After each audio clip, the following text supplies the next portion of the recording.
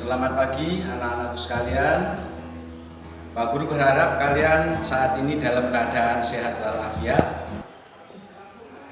Dengan demikian, kita selalu harus meningkatkan rasa syukur kita. Kesehatan yang diberikan kepada kita harus kita manfaatkan sebaik-baiknya. Antara lain adalah untuk menuntut ilmu. Anak-anak sekalian, sebelum kita memulai pembelajaran pada hari ini, sebaiknya kita berdoa terlebih dahulu sesuai dengan keyakinan masing-masing. Mudah-mudahan pembelajaran hari ini kita selalu diberikan kemudahan, diberikan pemahaman terhadap materi yang kita pelajari, sehingga kita dapat mengambil manfaatnya untuk kita terapkan dalam kehidupan sehari-hari. Berdoa, mulai. Selesai. Terima kasih anak-anak. Kali ini kita akan membahas tentang sistem saraf pada manusia dulu secara umum. Meskipun materi kali ini kita hanya akan mempelajari tentang sistem saraf kelistrikan pada sistem saraf pada manusia atau yang disebut dengan biolistrik. Namun tidak ada jeleknya kita kenali dulu, kita pahami dulu sistem saraf pada manusia secara garis besarnya. Anak-anak, kalian tentu pernah tanpa sengaja, apakah itu mengalami benturan atau tekanan yang sangat kuat pada bagian tubuh kalian, terutama pada bagian siku. Karena di sini terjadi sistem saraf, seringkali kita menjadi terkejut karena apa yang kita rasakan itu sangat luar biasa, sehingga rasa terenyang gitu kita menjadi kaget. Tahu ya terenyang ya? Ya sudah begitu itu terenyang jadi seperti itu. Ya, piar gitu. Nah itu berarti ada sistem saraf, sistem listrik yang ada di dalam tubuh manusia. Namun sistem kelistrikan di dalam tubuh manusia itu kita tidak boleh membayangkan seperti listrik manual pada umumnya yang kita lihat dengan adanya rangkaian-rangkaian kabel yang begitu banyak. Nanti kita pelajari. Anak-anak, bahwa kita manusia ini terdapat sistem saraf di seluruh tubuh kita. Secara garis besar, bahwa sistem saraf pada manusia itu dibedakan atas saraf sadar dan saraf tidak sadar. Oke, kita mulai dari sistem saraf. Di sini ada susunan saraf secara keseluruhan, kemudian ada sistem saraf pusat dan sumsum tulang belakang.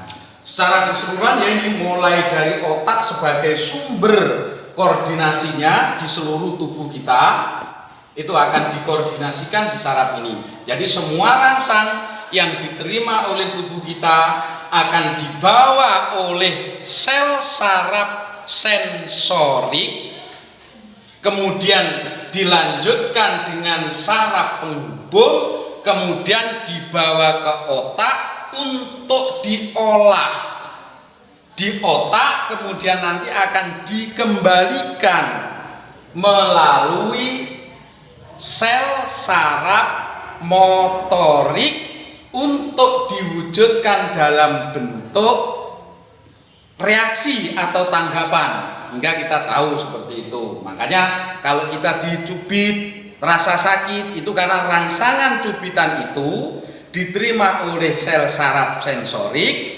dibawa ke pusat, di pusat diolah datanya, dikirim kembali melalui motorik, baru dilanjutkan kepada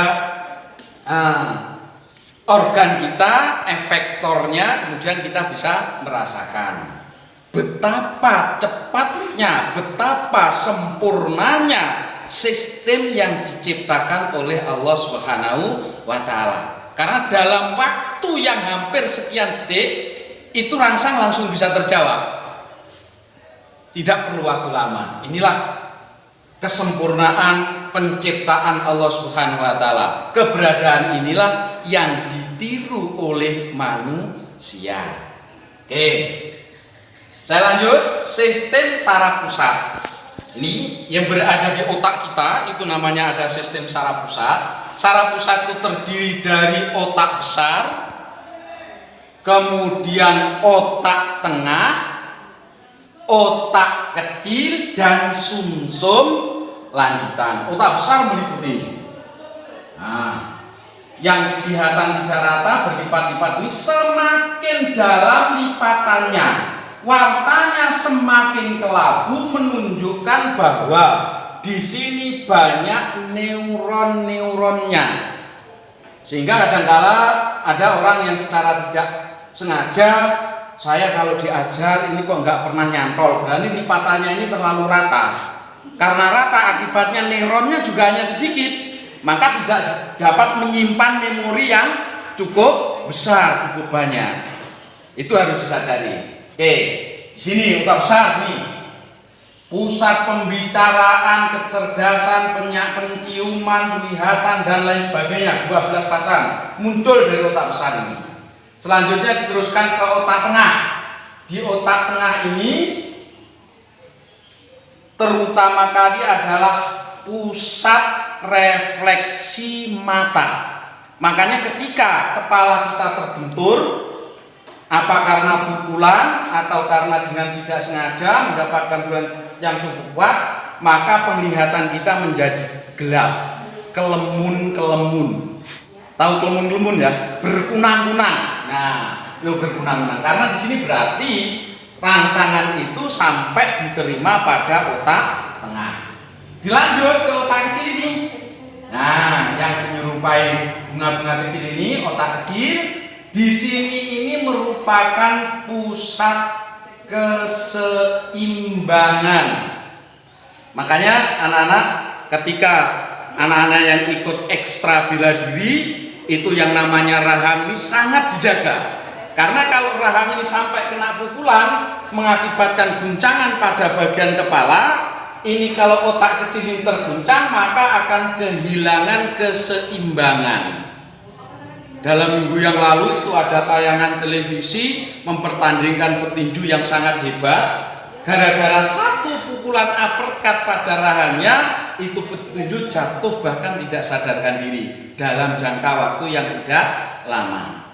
Ini sebenarnya sadar, kemauan ada, penglihatan ada, otak kita sadar, keinginan bergerak ada, tapi karena tingkat keseimbangan ini menjadi hilang, akibatnya ya ngelumpruk kayak gombal amoh teles.